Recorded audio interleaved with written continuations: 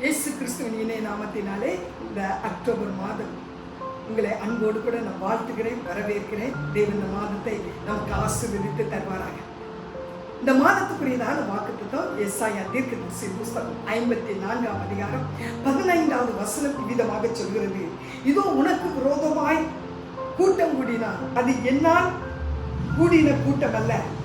எவர்கள் உனக்கு விரோதமாய் கூடுகிறார்களோ அவர்கள் உன் பட்சத்தில் வருவார்கள் என்பதாக தேவன் நமக்கு சொல்லுகிறதான ஒரு ஆறுதலான வார்த்தை. யார் உன்னை வேதனைப்படுத்துறார்களோ, யார் உனக்கு விரோதமாக கூடுறாங்களோ, யார் உனக்கு விரோதமாய் திட்டம் போடுறாங்களோ அவர்கள் உன் பட்சத்தில் வருவார்கள் என்பதுதாங்க இந்த மாதத்தினுடைய வாக்குத்தத்தம். அதாவது ஒருவரால் வருகிற பிரச்சனை இருக்கு, ஒரு கூட்டத்தால் வருகிற பிரச்சனையும் இருக்கு. இங்கு இந்த மாதத்தில் ஆண்டவர் சொல்லுகிறது, ஒருவரால் வருகிற பிரச்சனை அல்ல, ஒரு கூட்டமே உனக்கு விரோதமாக எழுப்புகிற பிரச்சனையை தான் இந்த மாதத்தின் வாக்குத்தத்தமாய் ஆண்டவர் வைக்கிறார். ஆனா முடிவு என்னன்னு சொல்றாருன்னா, அவர்கள் உன் பட்சத்தில் வருவார்கள் என்பதுதாங்க. அதை தான் அவர் நம்ம இந்த மாதத்துல வாக்குத்தத்தமாக நமக்கு எச்சரிக்கை வைக்கிறார். இஸ்ரவேல் ஜனங்கள் தேவனால் ஆசீர்வதிக்கப்பட்டு ஒவ்வொரு எல்லையிலும் அவர்கள் ஆசீர்வாதங்களை சுதந்திரிக்கிறதையும் தேசங்களை பிடிக்கிறதையும் பார்த்ததான மோவாபின் ராஜாயாகிய பாலாக் அவனுக்குள்ளே ஒரு பயம் உண்டாகி தீர்க்கதரிசி ஆகிய பிழையாமை நினைச்சான், கூட்டிட்டு வர சொல்றான். அவனுக்கு இந்த பிழையாமை கொடுத்த ஒரு அறிவு இருந்து, என்ன அறிவு இருந்துன்னா, இவன் யார் ஆசீர்வதிக்கிறானோ அவன் ஆசீர்வதிக்கப்பட்டுருவான், யார சபிச்சாலும் சபிக்கப்பட்டிருக்கும். அதனால அவன் சபித்தான். இந்த ஜனம் சபிக்கப்பட்ட ஜனமாய் இருந்தா அவர்களுக்கு ஆசீர்வாதம் கிடையாது.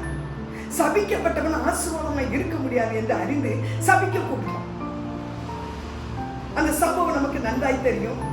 இந்த தீர்க்கதரிசி சொல்றான், முதல்ல ஆண்டவர் என்ன சொல்றாரு அதாப்பா நான் சொல்றேங்க. திரும்ப அவன் சொல்றான், இல்லை எங்க ராஜா அப்படி கனப்படுத்துவார் இப்படி கனப்படுத்துவார்னு சொன்ன உடனே சரி இன்னொரு தடவை நான் கடவுள்கிட்ட கேட்கிறேன், தேவன்கிட்ட கேட்கிறேன்ட்டு போய் கேட்கிறான். அவர் போன்னு சொல்றாரு.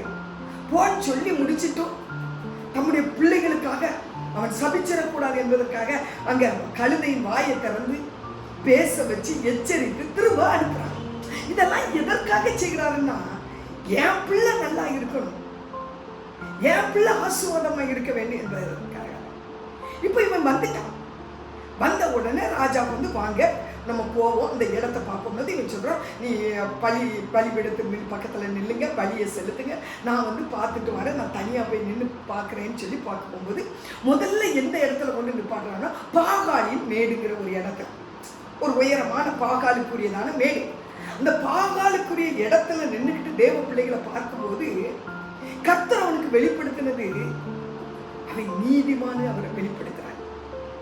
இப்போ இவன் சொல்றான், பாலாக்கி கேட்கிறான், ஐயா என்ன சொல்றீங்க? இவன் சொல்றான், அவன் எப்படி சாகுறானா அதே மாதிரிதான் நான் சாகணும்னு விரும்புறேன் அப்படிங்கிறான். அவனுடைய இறுதி கால ஆசீர்வாதத்தை முதல்ல ஆண்டவர் நினைச்சுறாரு காட்டுறான். எனக்கு கோபம் இருக்கு, நான் சபிக்க சொல்றேன், என்ன சொல்றீங்கன்ட்டு அடுத்த ஒரு இடத்துக்கு கூட்டு போறான். அது என்னன்னா பேயோரின் கொடுமுடி. இதெல்லாம் பாகாலுக்குரியதான இடம். அங்க நின்றுட்டு அவன் இடத்துல நின்றுட்டு தேவ பிள்ளைகளை சபிக்க சொல்றான். இங்க இப்ப அவன் பார்த்துட்டு அந்த இடத்துல நின்று பார்த்துட்டு தீர்க்க தரிசனம் என்ன சொல்றான்னா, ஐயா ஆண்டவர் போய் சொல்ல மாட்டாரு, ஒரு தடவை சொன்னதான் அவர் அவனை ஆசீர்வதிக்கவே செய்வாராம். நீ மந்திரவாதம் கிடையாது, குறிச்சொல்லுதல் கிடையாது, அவன் சிங்கம் போல எழுப்புவானா, பால சிங்கம் போல அவன் எஞ்சிவான், நிமிர்ந்து நிற்பான். அவன் காண்டாவர்களுக்கு கொடுத்து அவனுக்கு பலன் இருக்கு. இன்னும் ஒண்ணு நான் சொல்லட்டுமா, அவங்கிட்ட அவன் குற்றமே பார்க்கறது இல்லையா.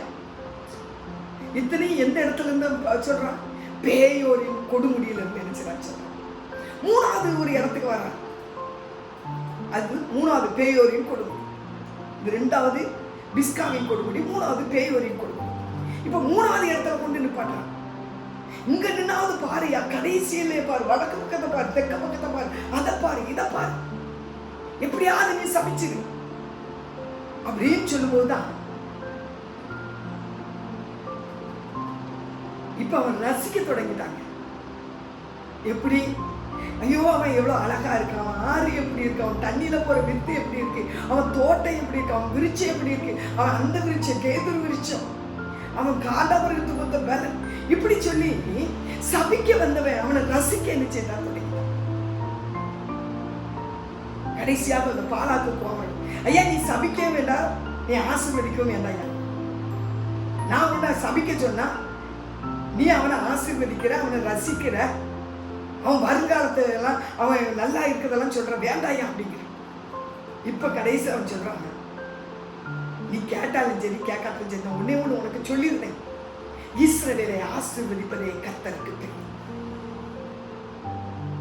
நீ புரிஞ்சிக்கா, நீ போகாத, நில்லு. நான் ஒன்னே ஒண்ணு கடைசியில சொல்றேன், கண் திறக்கப்பட்டு சொல்றேன், இஸ்ரவேலை ஆசீர்வதிப்பதா கர்த்தருக்கு பிரியம் சொல்லிட்டு சொல்றான். அந்த சந்ததியிலிருந்து ஒரு நட்சத்திரம் எழும்பு. இயேசு கிறிஸ்துவுடைய பிறப்ப சொல்லிட்டு போறான். அங்க இருந்து ஒரு நட்சத்திரம் என்ன செய்யும்? எழும்பும். அது ராஜரீகம் பண்ணும். நல்ல யோசித்து பாருங்க. இஸ்ரவேலை சபிக்கும்படியாக நினைச்ச இந்த பாலாக்கு ராஜா ஒரு கூட்டமா தாம் பிரபுக்களோடு கூட வந்து வந்து பரிசெலுத்தி எப்படியாவது சபிக்க வச்சிருவாங்க, அழிச்சிடலாம்னு அவன் எத்தனை கங்கணம் கட்டினாலும் கடைசியாக சபிக்க வந்தவனையே நீ பா, என் பிள்ளைய நான் எப்படி ஆசீர்வதிக்க போறேன். அப்படியே அவன் தவறுனாலுங்க, அப்படியே அவன் குறைவுள்ளவனாக இருந்தாலும், நான் அவன் சந்ததியில நட்சத்திரமாய் வந்து நான் வந்து பிறந்து என் பிள்ளைய நான் என்ன செய்வேன் சொல்றான், ஆள வைப்பேன் என்று அவன் நினைச்சான்னு சொல்றான். அந்த தேவன் இந்த மாதத்துல உங்களுக்கும் அதுதாங்க வாக்கு தந்தார். உங்களை குறிச்சு, உங்க குடும்பத்தை குறிச்சு, உங்க பிள்ளைகளை குறிச்சு கூட்டம் கிட்டவா, அந்த பிள்ளைய பாரு, அவரை பாரு, இவரை பாரு, என்னெல்லாமோ பேசலாம். கடைசியில அவங்க ரெண்டு பேருமே திருப்பி மாத்தி பேச போறாங்க. இல்லைங்க, நீங்க நினைக்க மாதிரி கிடையாது, அன்னைக்கு நம்ம பேசுற மாதிரி கிடையாது. அந்த பிள்ளை இன்னைக்கு எப்படி இருக்கு தெரியுமா, அந்த குடும்பம் எப்படி இருக்கு தெரியுமா, கூட பேசுறவங்க சும்மா இரு அப்படியெல்லாம் இல்லை. இல்லை நீ கேட்டாலும் சரி கேட்காமலும் சரி, அது உண்மைதான். அப்படிதான் அந்த குடும்பம் இருக்குது, அப்படிதான் இருக்க போகுதான். இதை யார் சொல்ல வைக்க போகிறான்னா, நீங்களும் நானும் ஆராதிக்கிற தேவன். நம்மை சபிக்க வந்தவர்களை, நம்மளை குறித்து புறம் கூறுகிறவர்களை, நம்மளை அழியணும்னு நினைக்கிறவங்களை, நம்ம குடும்பம் இல்லாம ஆகணும்னு நினைக்கிறவங்களை வாயில அவர் மாத்தி பேச வைத்து நம்மை ஆசீர்வதிக்க போகிற தேவன் இருக்கிறார். உங்க சூழ்நிலை எப்படி இருந்தாலும் சரி, எத்தனை பேர் உங்களை சபிக்க எழும்பினாலும் சரி, எத்தனை பேர் உங்களை அழிக்க எழும்பினாலும் சரி, எத்தனை பேர் கூட்டம் கூடி பேசுறாங்கன்னு உங்க காதுகள் கேட்டாலும் சரி, ஆனா அவங்க சொல்ல போற ஒரே வார்த்தை என்ன தெரியுமா, அவர்களை ஆசீர்வதிப்பதுதான் கர்த்தருக்கு பிரியம் என்று சொல்லி உங்க பட்சத்தில் அவங்க என்ன செய்வாங்க, வரப்போறாங்க. எம்மா நான் உன் கூட சேரலாமா, அவ ஆண்டவருடைய பிள்ளைமான அவன் கூட சேர்றவனு உங்க பட்சத்துல வர வைக்க நம்முடைய தேவன் வல்லவராய் இருக்கிறார். அந்த தேவன் அப்படிதான் சொல்லுகிறார். எல்லாரும் இப்படி பேசுறாங்களே, எல்லாரும் என்ன பத்தி இப்படி சொல்றாங்களே, நீ கலங்கி நிக்கியா, சீக்கிரத்துல அவர்கள் உன் பட்சத்துல வரப்போறாங்க. உன்னை குறிச்சு எந்த வாய் அசிங்கமா பேசுதோ அதே வாய் உன்னை குறித்து பெருமையா பேச போகுது.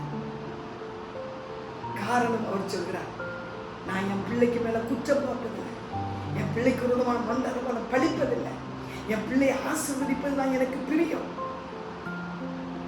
எல்லாவற்றையும் தாண்டி என் பிள்ளையுடைய சந்ததியில நானே வந்து அவனுக்காக நினைச்சுவேன், நான் நிற்பேன் என்று இந்த மாதத்துல வாக்குத்தத்தம் தருகிறேன். எனவே எனக்கு அருமையான கர்த்தருடைய பிள்ளைகள், இன்னைக்கு இருக்க கூட்டத்தை பார்க்காதீங்க. உங்க ஆபீஸ்ல உங்களுக்கு விரோதமா எழுப்பலாம், வேலை ஸ்தலத்துல எழுப்பலாம், எங்க பார்த்தாலும் நான் எங்க போனாலும் எனக்கு விரோதமா எழுப்புறவங்க தானே அதிகம்னு நீ புலம்பிக்கிட்டு இருக்கலாம்.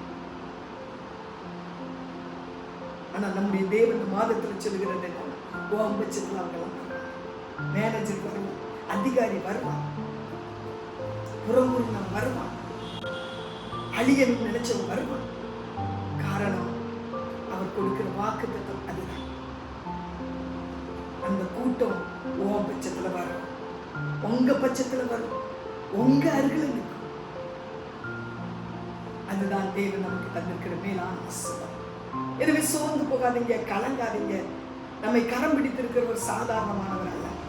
வானம் எனக்கு சிங்காசனம், பூமி எனக்கு பாதப்படி இருக்கார். அப்படியானா அவருடைய கால் உயரமே எதான், வானத்துக்கும் பூமிக்கும் உள்ள நீளம் தான் அவருடைய கால் உயரங்க.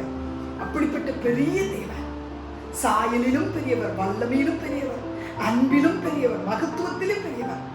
நம்ம பக்கத்துல இருக்க, நம்ம அருகில் இருக்க. அவர் ஒரு நாள் உங்களை விட்டு கொடுக்க மாட்டார்.